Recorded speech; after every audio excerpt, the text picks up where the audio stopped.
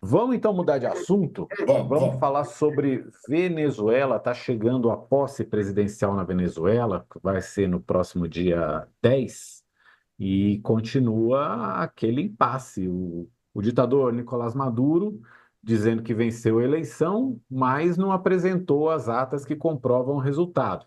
Ao mesmo tempo, o opositor dele, o Edmundo González, também dizendo que venceu as eleições, chegou a apresentar ali um certo número de atas, mas teve que sair da Venezuela, se exilou em Madrid, na Espanha, porque se for para a Venezuela vai ser preso. Inclusive, tem prêmio em dinheiro para quem indicar o Edmundo Gonzalez, o posicionamento do Edmundo Gonzalez dentro do território venezuelano. E aí, o que que aconteceu? Hoje, o Edmundo Gonzalez apareceu em Buenos Aires, ao lado do presidente Javier Milei. Inclusive, o Milei o conduziu ao balcão ali da Casa Rosada, em frente ali à Casa Rosada, que é a sede do governo argentino. Tinha uma série de manifestantes ali pedindo democracia na Venezuela contra o governo Maduro. Curiosamente, o Edmundo Gonzalez, ele está dizendo, ele voltou a dizer, né, ele já tinha dito isso antes, que ele vai estar presente na Venezuela no dia da posse, no dia 10. E eu lembro que se ele aparecer por lá, ele corre um sério risco de ser preso pela ditadura do Maduro. O Couto, o Edmundo Gonzalez está fazendo um giro aqui pela América do Sul, não vai passar pelo Brasil, vai passar pelo Uruguai. É, tentando aí angariar apoio, né? Tentando ver se consegue algum tipo de articulação ainda, mas é muito difícil impedir a posse do Maduro. Não sei como é que ele conseguiria alguma coisa assim. A não sei que ele tem um grande apoio popular, que as massas vão para a rua em Caracas. Não sei. Como é que você analisa essa situação? O que vai acontecer em Caracas eu não tenho ideia, a não ser que, se o Edmundo Gonzalez realmente descer lá no dia da posse do Maduro, certamente será preso. O que vai acontecer depois só Deus sabe, né? Mas o que é certo é que essa viagem dele pela América Latina tem um sentido simbólico, né? Ele está procurando apoio para mostrar que ele ganhou a eleição. Aliás, ele foi tratado hoje pelo Milei como presidente eleito. A exemplo de outros países, inclusive Estados Unidos e tal, que reconhecem a vitória do Edmundo Gonzalez e não a do Maduro. Nesse caso, o Brasil ficou numa situação muito difícil, ficou em cima do muro, deu uma de tucano, porque não reconhece nem o Maduro, nem reconhece o Gonzalez, né? E ficou sem. Estão discutindo aí se o Lula deve ou não deve ir para a posse. O fato concreto é o seguinte: até agora o Lula não recebeu o convite, né? E se receber, não vai, porque, pelas informações que eu tenho, nos próximos 30 dias, o presidente Lula não pode sair, não pode viajar de avião para fora do país. Então, não há nenhuma possibilidade dele ir.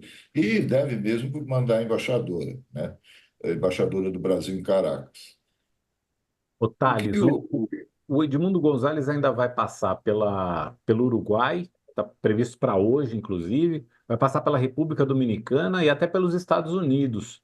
Que é, tipo digamos assim, consequência prática esse tipo de giro pode gerar para ele? A estratégia dele é a estratégia do Juan Guaidó, que em 2019 se autoproclamou presidente da Venezuela. É uma estratégia que não deu certo. Na época, até o presidente do Brasil, da época, cidadão chamado Jair Messias Bolsonaro, reconheceu o Guaidó como presidente eleito. Então, não deu certo nem para o Guaidó, nem para o Bolsonaro, nem para ninguém que reconheceu, porque é uma complicação você reconhecer como eleito uma apuração paralela, que não é a apuração real. De fato, o Maduro é um ditador, de fato, ele não apresentou as atas com a vitória dele. Ninguém pode dizer que o Maduro foi eleito, ninguém pode dizer, porque ele não apresentou, mas também não dá para dizer que o Edmundo foi eleito, porque as atas dele não têm um caráter de comprovação oficial. Então, o que ocorre? A Venezuela ficou no limbo. A eleição venezuelana ficou no limbo. O Maduro é um pária, Mas o Guaidó não é um presidente eleito. E aí ele vai para, ele se diz que vai para a Venezuela e que vai se autoproclamar também presidente. Quer dizer, aí vai repetir uma estratégia que não deu certo e que não vai dar certo. Não adianta.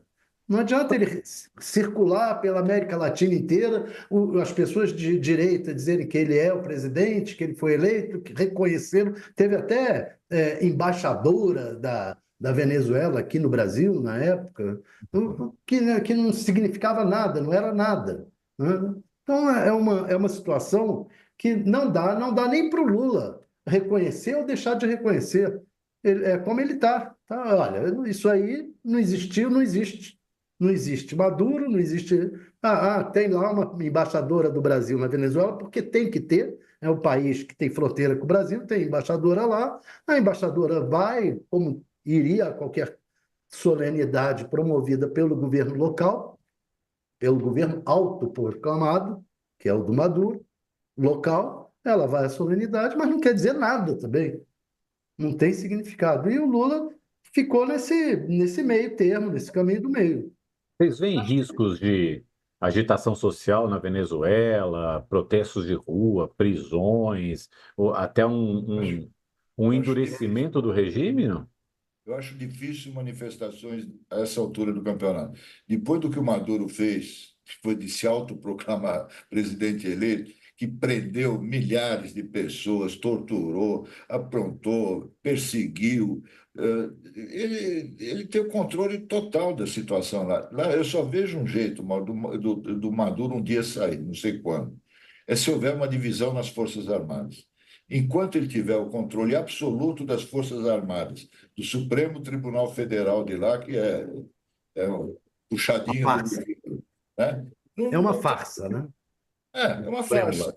O Couto. E só os militares é que vão poder tirar o Maduro, eu acho. Agora, uma coisa que me chama muito a atenção é o Pedro? seguinte: eu tive na Venezuela 9 anos atrás, em 2015, né, quase 10 anos, 9 anos e meio.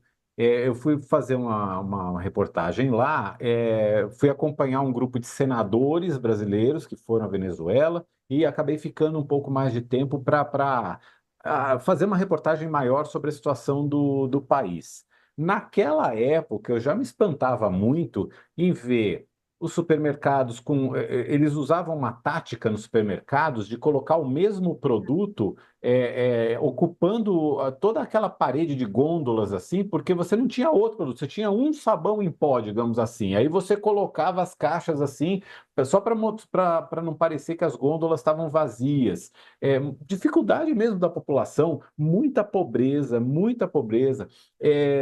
E também me chamou a atenção uma outra coisa, que existe lá uma espécie de, parece uma guarda pretoriana do presidente da República, que é formada basicamente por adolescentes. Eu ficava muito preocupado quando eu passava ao lado desse pessoal, dessa guarda revolucionária, uma coisa assim. Eles usam uma boina com aquela cor da bandeira da Venezuela, mais avermelhada, assim, porque são adolescentes, são homens, meninos e meninas, assim, muito jovens e armados.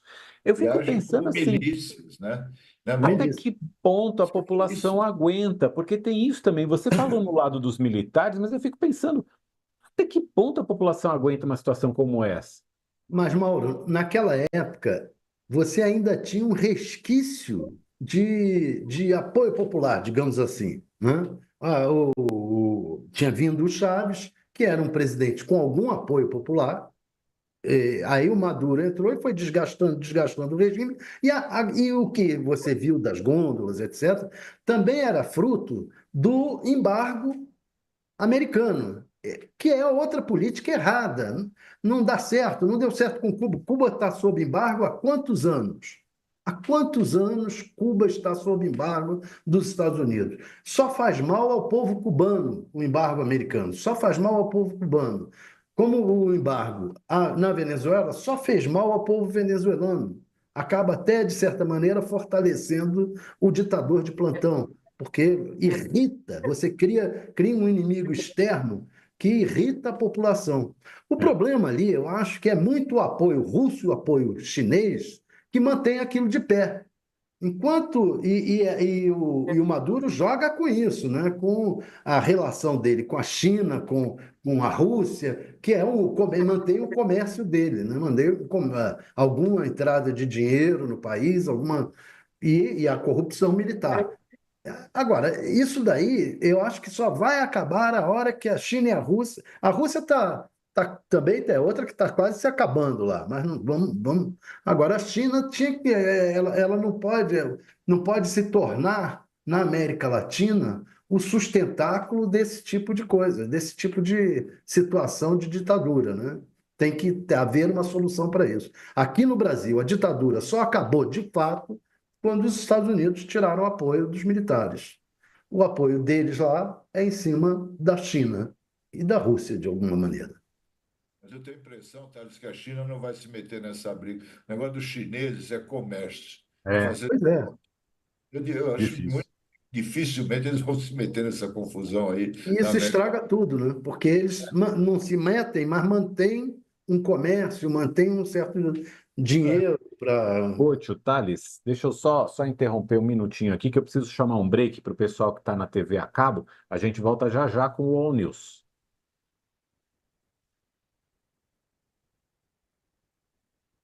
E para a gente que segue aqui pela transmissão na internet, nas redes sociais, essa questão da China é muito interessante que vocês estavam abordando, porque a China, nesse ponto, me parece muito mais pragmática. Claro. Mas o pragmatismo dela não faz ela. Por exemplo, teve um pragmatismo norte-americano na época das ditaduras da América Latina que fez os Estados Unidos abandonarem as ditaduras. Dizer, olha, parem com essas ditaduras aí, porque se continuar, não interessa mais aos Estados Unidos.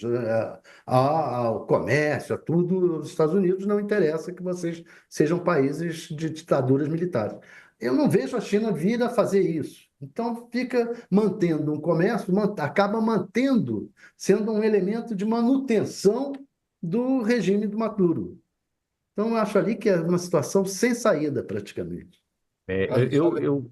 Diga, coisa, diga, Coach. a americana em relação às ditaduras da América Latina, ela mudou a partir do Jimmy Carter, o grande Isso. presidente americano que morreu essa semana aos 100 anos. Só queria registrar isso. É Ele foi importantíssimo. dos Estados Unidos na América Latina. Importantíssimo. Inclusive, teve muito papel aqui também, né, Coach? Aqui no Brasil também, na ditadura brasileira, também foi a partir do governo do Carter que a relação com os Estados Unidos mudou. Começou a abertura política, foi É, nessa. foi, foi o que eu citei ali, né? Na hora que os Estados Unidos disseram, chega, chegou. É isso. Vamos ver